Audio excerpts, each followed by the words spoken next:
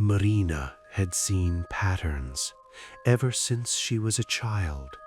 The crack in the ceiling of her old room wasn't just a crack, it was a map of escape, along which at night, in a pool of moonlight, the black, oily spiders of her fears crawled.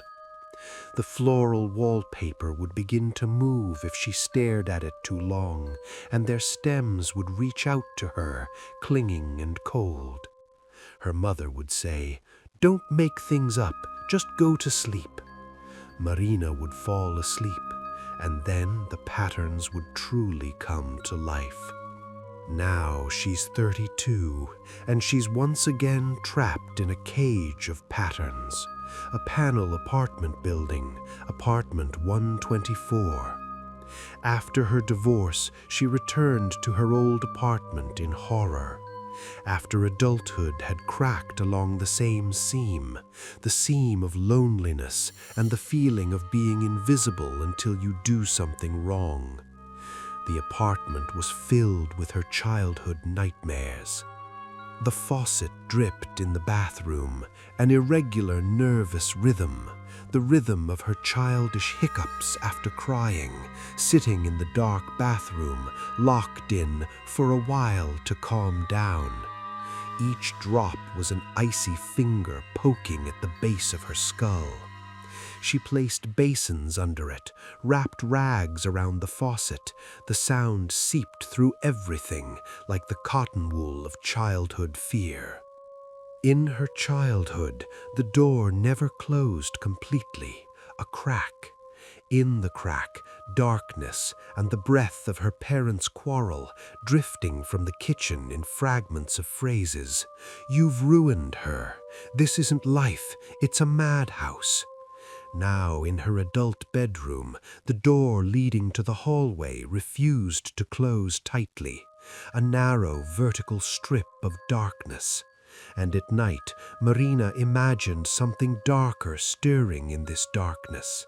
Not a person, just a presence, the presence of that loneliness that had watched her then from the crack. But dreams became her greatest childhood fear. Or rather, one dream, returning like the onset of a long-forgotten illness. In the dream, she's little, about 5 years old. She's in an empty, gigantic apartment with bare walls. She needs to find her room, but all the doors lead to identical empty spaces with parquet floors that hum loudly under her bare feet. She runs, and the walls begin to close in, the parquet boards rising up, forming a labyrinth, and from the speakers of an old wired radio broadcast, which doesn't exist but still exists, a voice comes. Not her mother's, not her father's. It's her own voice, but recorded on tape and slowed beyond recognition, stretched out into a mournful, monotonous lament. "Marina, where are you, Marina?" She woke up with this name on her lips, given to her by herself from the depths of a nightmare. The nightmare began in the 3rd week.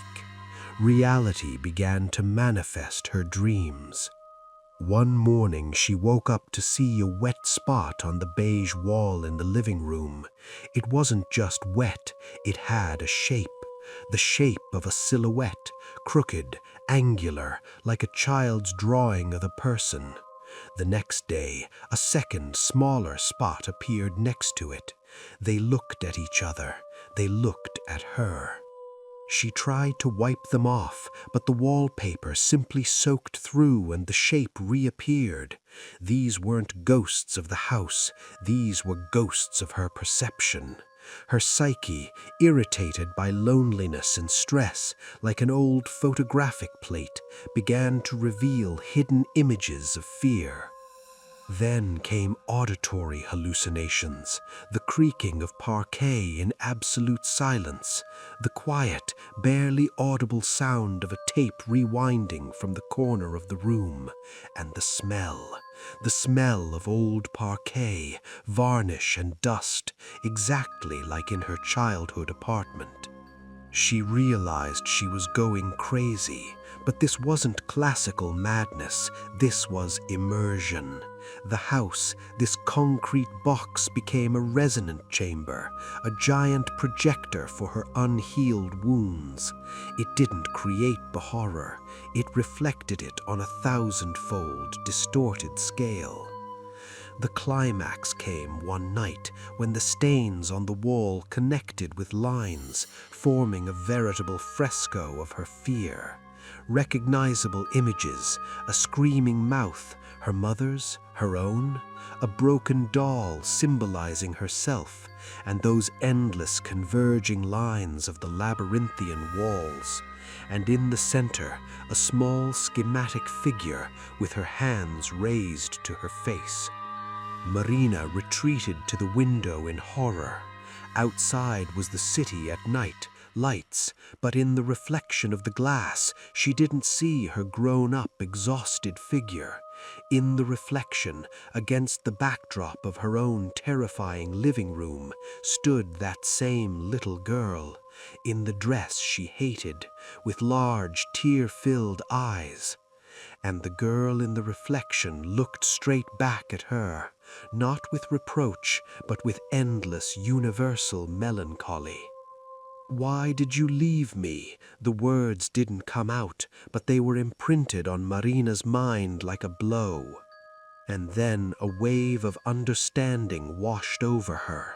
It flooded her like that icy water from the faucet of childhood.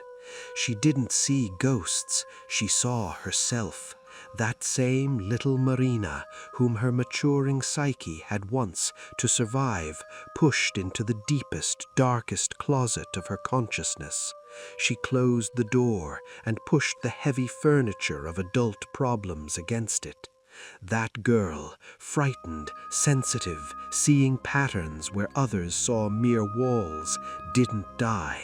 She remained there, in the darkness.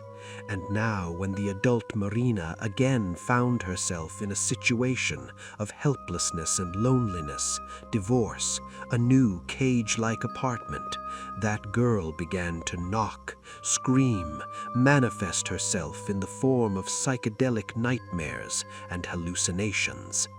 "Why did you leave me?" was not a question for the world. It was a question from her adult self to her childish self. Marina slowly sank to her knees before her reflection, before this small, trapped version of herself. "I didn't abandon you," she whispered, tears streaming down her face. "I just forgot to hear you. I was afraid of you, afraid of the pain you carry."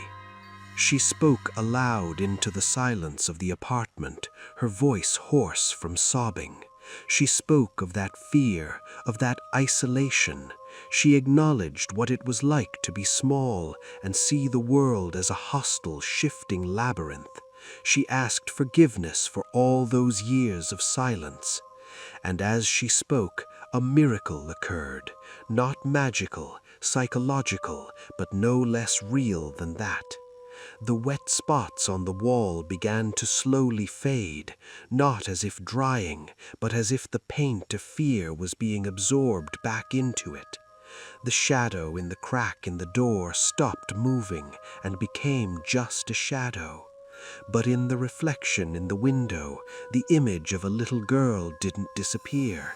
It took a step forward, and at some point the two reflections of an exhausted adult woman and a crying child overlapped and merged into one.